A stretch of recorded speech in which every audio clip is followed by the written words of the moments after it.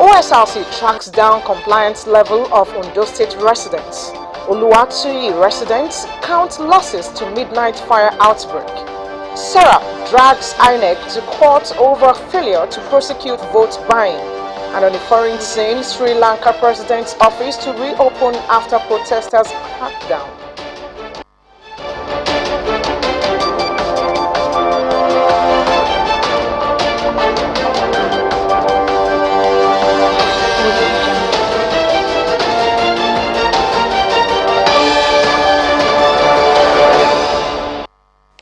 Good evening and thanks for joining us on the news at 7.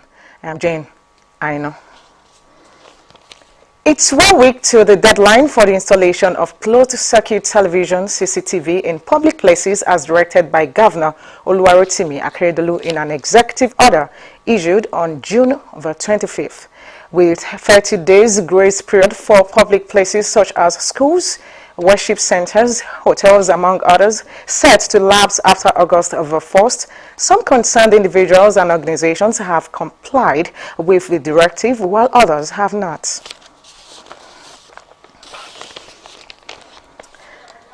A midnight inferno suspected to have been caused by high power voltage in the Oluwatoyi axis of Akure has left a husband and his wife counting their losses, running into millions of naira. The husband, who is a fashion designer, lost 18 cloth-making machines to the fire, while the wife, who runs a salon at the same location, saw her equipment-laden shop razed to the ground. With their only means of livelihood no longer existing, the cry for help from well-meaning Nigerians and relevant agencies of government is their plea to bounce back. The World Health Organization has declared the monkeypox outbreak, which has affected nearly 16,000 people in 72 countries, to be a global health emergency, the highest alarm it can sound. WHO Chief Tedros Ghebreyesus said at a press conference that the global monkeypox outbreak represents a public health emergency of international concern. He said a committee of experts who met on Thursday was unable to reach a consensus, so it fell on him to decide whether to trigger the highest alert possible. A surge in monkeypox infections has been reported since early May outside the West and Central African countries, where the disease has long been endemic. The Socio-Economic Rights and Accountability Project, SERAP, has sued the Independent National Electoral Commission, INEC, for failing to prosecute those suspected of vote buying and electoral bribery in the June 18 governorship election in Ekiti State. In a statement, SERAP cited reports that suggested there was a brazen pattern of vote buying and electoral bribery at several polling units in the state, including bargaining prices for votes and payments made in uncompleted buildings. Filing the suit last Friday at the Federal High Court in Abuja, the group is seeking an order of mandamus to direct and compel INEC to seek and obtain detailed information about reports of vote buying by the three leading political parties in the 2022 Ekiti state governorship election. No date has been fixed for the hearing of the suit. The Adamawa State Police Command has apprehended a 20-year-old housewife, Caroline Baka, for stabbing her 38-year-old husband to death. Police Public Relations Officer in the state, Sulaiman Nguroje, who said the police commissioner, Sikiru Akonde, has directed clinical investigations into incident for proper prosecution, added that the suspect engaged her husband in a brawl for keeping late nights, which eventually led to his death. He explained that the suspect, who is a resident of Angwa Tamiya, Madagali local government area of the state, got into a brawl with her husband following his return from one of his late night outings drunk. The wife was said to have disagreed with her husband on the day of the incident for failing to perform his responsibilities on their one-year-old baby. In the ensuing brawl, the suspect allegedly took their kitchen knife and used it to stab her husband, thereby resulting in his death. Terrorists responsible for the March attack on Kaduna-bound train as well as abduction of several passengers have released yet another video of them flogging their victims and threatening to abduct President Buhari as well as Kaduna State Governor Nasir El-Rufai. In the 11-minute video released by the insurgents, the male victims were separated from the women, after which they were flogged mercilessly with makeshift canes. The exhausted victims appealed to the international community such as the United Nations, African Union and Saudi Arabia to come to their aid since, according to them, the Nigerian government has not been able to rescue them from the hands of the terrorists. A male captive stated that the terrorists had no intention of keeping them for more than 1 week if the demands of the kidnappers were not met by the federal government. You're watching the news at 7. We'll take a quick break. When we return, we'll serve you more stories. Stay with us.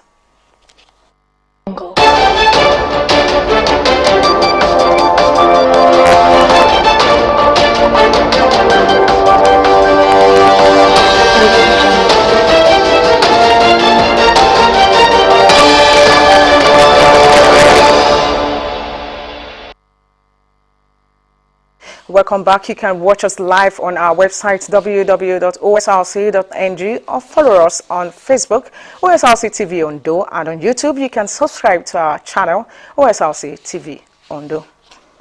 Taking this again, it's a week to the deadline for the installation of closed-circuit television (CCTV) in public places as directed by Governor Oluwarotimi Akeredolu in an executive order issued on June 25th. With a 30 days grace period for public places such as schools, worship centers, hotels, among others, set to lapse after August the 1st, some concerned individuals and organizations have complied with the directive, while others have not. OSRC Zahid Aribisala has more in this report as the clock ticks towards the projected commencement of the enforcement of relevant security agencies. Governor Oluwarotimi Akeredolu's directive for the installation of closed-circuit television (CCTV) in public and private institutions in Ondo State was born out of the need to tighten security and provide safety for lives and property. Captured in the order are locations such as religious places of worship, financial institutions of all kinds, event centers, supermarkets, educational institutions, hotels, guest houses, restaurants, clinic and health centers, eateries of all kinds, recreation of vehicular parks and other places regularly used by the public. With August the 1st set as an end to the 1-month grace period drawing nearer, some institutions, including mosques and churches, have used the opportunity to install the device. It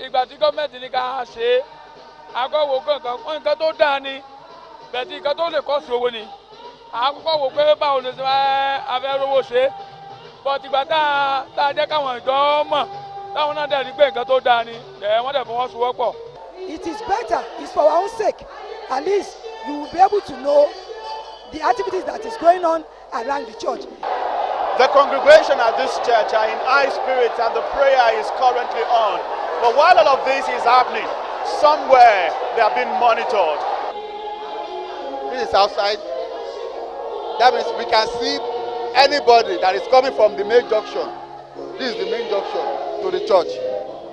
This is the main entrance. Just as there are those who have complied, some of those yet to are clinging on miracle for that to happen, citing paucity of funds. This is the final year.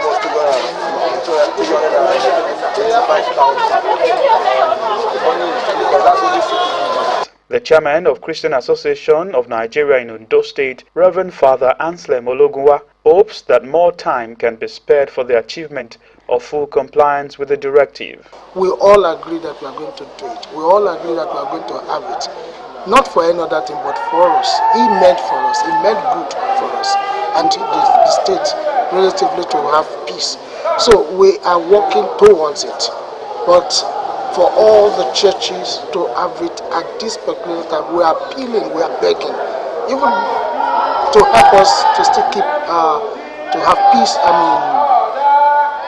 to be patient with us. It remains to be seen what mode the scheduled enforcement by security agencies will take when the grace period of August the 1st finally arrives. Zahid Aribisala, OSRC News. Now on the issue of national insecurity, government at all levels have been urged to improve its security intelligence and architecture in the interest of all, especially as Nigeria prepares for 2023 general elections. The Bishop of Owo Anglican Diocese, Right Reverend Stephen Fagbemi, gave the charge at the 14th Synod of the Diocese held at the St. Paul's Anglican Church, Ifon, in Osrc local government area of Ondo State. Joy Pius reports that the theme of this year's Synod is Chosen to Proclaim.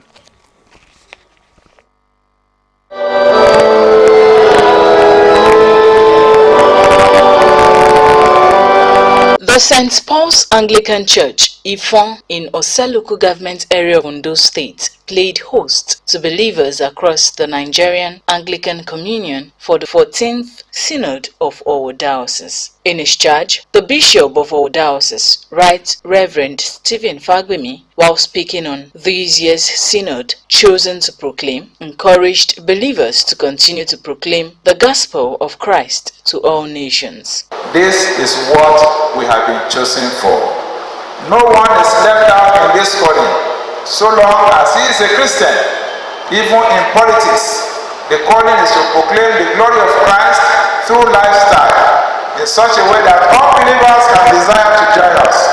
Therefore, I say to all of you here present today, go and live for Christ, and let others come to him through you. Bishop Fagbemi stressed the need for government to prioritize the security of its citizens and also put an end to ASUU strike, which has affected public tertiary education negatively. Ahead the 2023 general elections, he charged political gladiators and relevant stakeholders to ensure hitch-free general elections and shun vote buying. As we go to 2023, I pray that peace will reign in our land.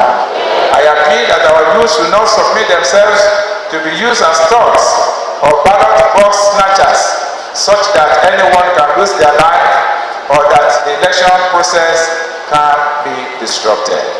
I plead also with politicians not to exploit the poverty of our people to cheat on their conscience with their vote buying strategy. The Chancellor of the Diocese of Owo Anglican Communion, Governor Oluwarotimi Akeredolu, who was represented by his special advisor on union matters and special duties, Daria Ragbaye, congratulated the Owo Diocese for the success of this year's synod and encouraged believers not to relent prayers for the state. We cannot say we have the best of times in our country, but as Christians, as believers, I believe we still have hope. We cannot afford to give up at this time. The host for the 2022 Synod and first female to host the Synod in the history of the Diocese, Mrs. Tola Awo, thanked God for the opportunity granted her to host the Synod for this year. I give all honor and glory to God, and I feel proud and happy that the Lord has been with me all along. The Synod celebration, which ended with a Thanksgiving service, is expected to hold in another local government next year. Joy Pius, Osrc News. Now, away from that, members of the Cocoa Development Unit Staff Cooperative Multipurpose Society have been urged to be more steadfast and strive to save for the rainy days. Member leadership of the cooperative gave the admonition in Akure during its annual general meeting. White House's Oladoyin Ayebuse reports that the event also featured the election of new executives. It is the annual general meeting of the Cocoa Development Unit Staff Cooperative Multipurpose Society, where members gathered at the cooperative's headquarters, Alagbaka, Akure, Ondo State Capital. The meeting was organized to present reports on the development, achievements and challenges of the society since the last AGM. The event also featured the election of new executives to pilot the affairs of the society for the next couple of years. In his comment, Deputy Director Cooperative Services, Mr. Niyi Akinshulure, commended the members for giving out funds to advance the cooperative, saying the group has proven to be one of the biggest and most effective cooperative society in the state. The achievement belongs to the members, everybody, either the building, the computerization. It is a very great job. He further advised them not to relent in their meaningful contributions to humanity. You know, the law that is governing the cooperative are to take care of their member. You see, the issue of cooperatives is about welfareism. It's about taking care of, you know, the members. So we expect these people to take care of their members. The outgoing president, Mr. Toba Adenowuro, thanked the members for the support given to him during his administration. He further charged the new executives to intensify efforts in supporting the cooperative society. I cannot be praising myself that I have left a good legacy. But then, with what I'm hearing from the director of cooperatives, from members and all the rest, I think you should just build on what is going to meet. The new president, Mr. Vincent Shaba, said he would build on the achievements of a past president. I want to build on the legacy of the former president. Now the society, people are judged it to be the best, one of the best in the state. And I want to build on that legacy. Some other members of a cooperative society spoke on the meaningful impact it has had on their lives. In terms of financial assistance or emergency need, they always come to the aid of the members. They give loan to people that required officially. There are some cities that will give you loan, and the loan will not correlate with what you are having in your savings. So those ones lead to the downfall of that something. Members of a cooperative society are looking forward to another annual general meeting for robust dividends. Oladoyin Ayegbusi, Osrc News. Marriage should be seen as an institution for friends and partners to raise a godly family. Wife from Ondo State Governor, Mrs. Betty Ayanwa-Akeredolu, gave the advice during the solemnization of holy matrimony between Oreoluwa Bolarinwa and Basi Obetan in Ibadan, Oyo State. Now on the foreign scene, Sri Lanka's besieged presidential office will reopen on Monday. Police said days after anti-government demonstrators were flushed out in a military crackdown that triggered international condemnation. Widespread public anger over the island's unprecedented economic crisis saw protesters storm and occupy the colonial-era building earlier this month. Soldiers were forced to rescue then-President Gotabaya Rajapaksa from his nearby residence on the same day, with the leader fleeing to Singapore and resigning days later. Troops armed with batons and automatic weapons cleared the 92-year-old presidential secretariat in a pre-dawn raid on Friday on the orders of Rajapaksa's successor, Ranil Wickremesinghe.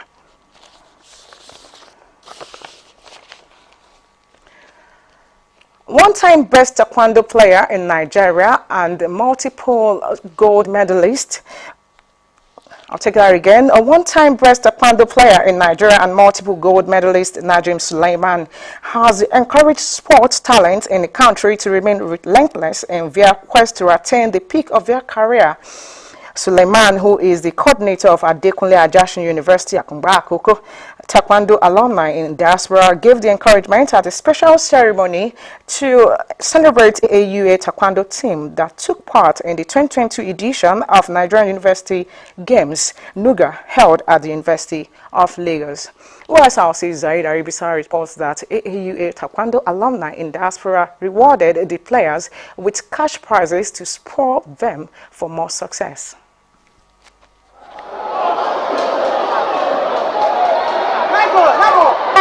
An 8-man Taekwondo team of Adekunle Ajasin University, AAUA, graced the 2022 edition of the Nigeria University Games, NUGA, at the University of Lagos. Taekwondo, Taekwondo, net, Taekwondo, Taekwondo. Tai means leg, the leg.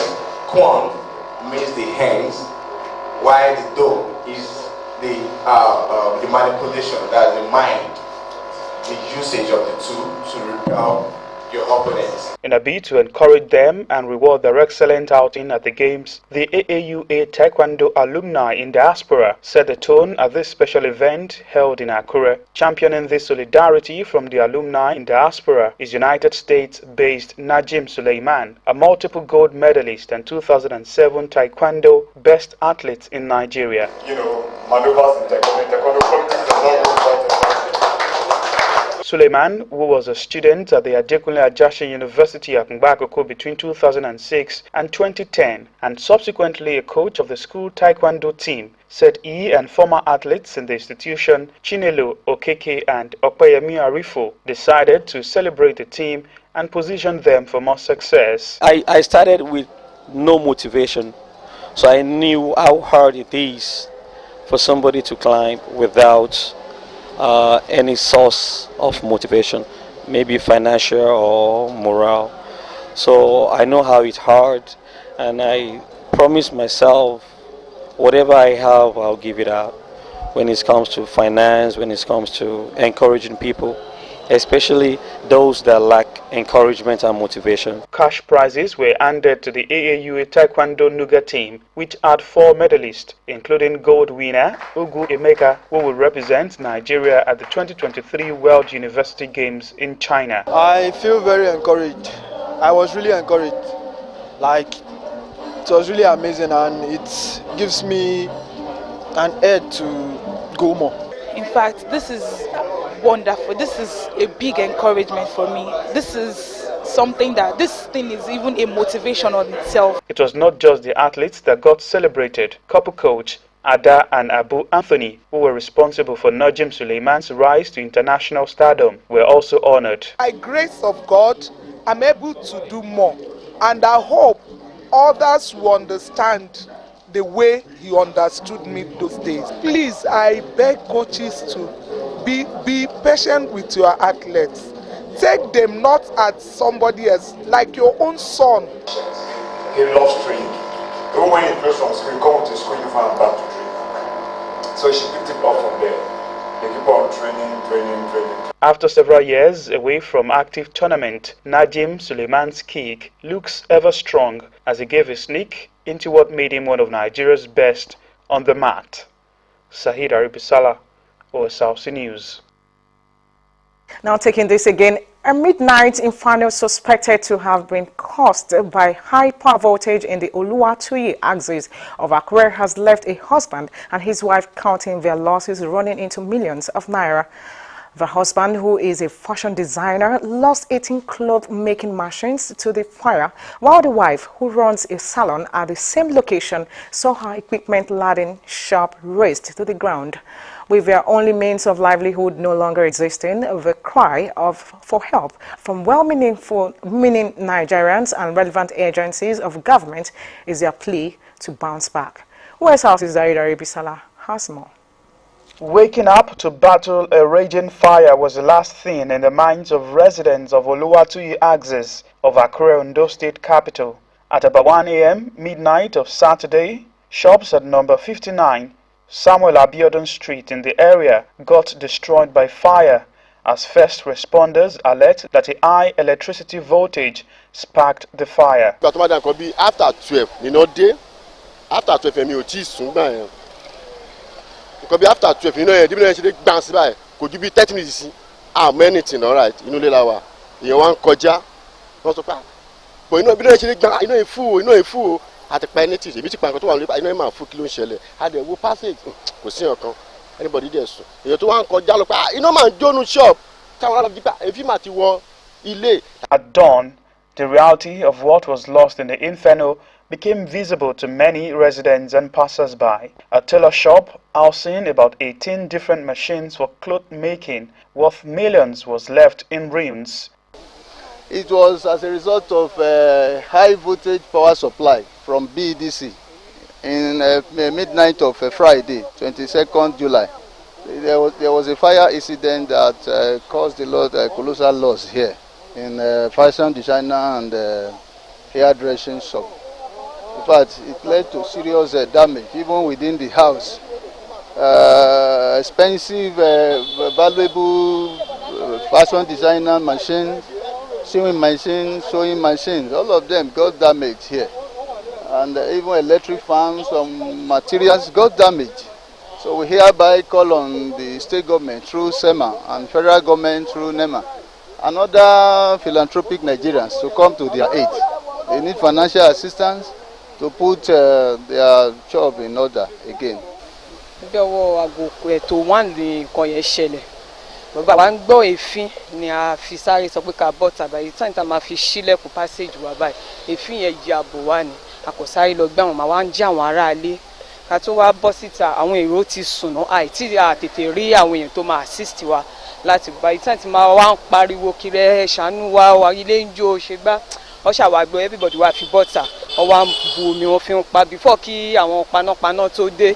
The owner, who has been occupying the shop for about 30 years, was left with nothing but a plea for help. Wọ́n try best wọn, gbogbo àwọn aládùúgbò fáwọn mo dúpẹ́ lọ́wọ́ wọn. Títí dé St. Luke, Olúkáyọ̀dé, everywhere, wọ́n sì wá, wọ́n wá help mi, ọ̀tẹ̀ gba òbòrò mọ́. Kàn sí, gbogbo ẹ̀ ló ti jó. Àwọn bíi designer machine, ordinary machine, embroidery machine lóríṣiríṣi ló ti jó àwọn aṣọ iyebíye. Ó tún wọlé, ó tún mú àwọn yàrá, ó mú mail building, àwọn plastic, àwọn everything, television, hairdresser wà lẹ́gbẹ̀ẹ́ mi náà tó jẹ́ pé dryer bíi mẹ́ta, fridge, gbogbo ẹ̀ ṣá ó jó lọ́rọ̀ kan because mi mọ ibi tí mo ti fẹ́.